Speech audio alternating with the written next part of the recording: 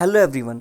ये 411 वोल्टेज अभी हमारा एवीआर में दिखा रहा है, टैप चेंजर में दिखा रहा है। क्या ये सही है? तो सबसे पहले हम मल्टीमीटर से चेक करते हैं। तो कई बार क्या होता है कि दिखा रहा कुछ होता है और होता रियल में कुछ और है। जैसे 411 वोल्ट है, कभी कभी रियली में क्या होता है 405 होता है, तो 5-6 वोल्ट का डिफरेंस होता है। तो चलिए इसको सही कैसे करते हैं ये बताता हूँ।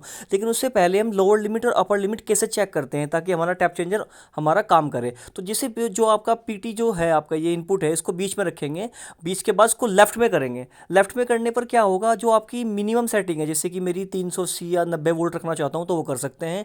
और राइट में करूँगा स्विच को, तो राइट की मैं अपर लिमिट सेट कर सकता हूँ। मतलब 420 वोल्ट से मेरा ज़्यादा नहीं जाना चाहिए टैप चेंजर। मेरी वोल्टेज जो है फिर टैप अपने हिसाब से कम या ज़्यादा कर देगा वोल्टेज को। उसके बाद क्या हुआ कि हम इसको निकाल के देखते हैं। अब इसमें दो टाइप के फ्यूज़ हैं। एक तो आपका क्या है, पीटी फ्यूज़ है, एक ऑक्सिलरी फ्यूज़ है।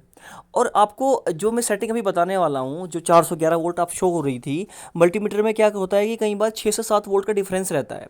तो 6-7 वोल्ट का डिफरेंस जो रहता है वो अंदर एक नोब होती है जो एडजस्ट करती है वोल्टेज को, यानी कि जो डिस्प्ले में शो रहा है वो आपका सही है या नहीं है। तो हम क्या करेंगे, मल्टीमीटर से चेक कर लेंगे।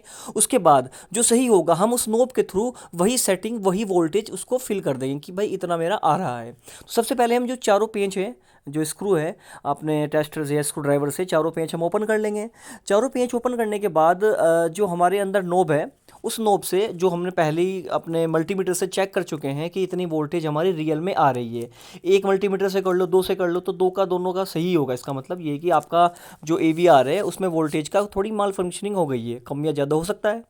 तो उसको चेंज करने के लिए हमने चारों पेंच खोले। चारों पेंच खोलने के बाद ये जो कवर है ये इसके आगे से निकल जाता है। ये मतलब कवर यहीं पे पकड़ के रखना आप, और आगे से डिस्प्ले से पूरा ये बाहर आ जाता है। तो आप देख पा रहे होंगे सामने ये पूरा एवीआर होता है। इसके अंदर काफ़ी सारी चीज़ें लगी रहती हैं। जो सामने आप नोब देख पा रहे हो, सामने का मतलब अभी जब हम जहाँ पे मैं टेस्टर लगाऊंगा अपना, उस टेस्टर से उस नोब को अगर हम एंटी क्लॉकवाइज करते हैं तो आपकी वोल्टेज कम होती है, और क्लॉकवाइज करते हैं तो आपकी वोल्टेज ज़्यादा होती है।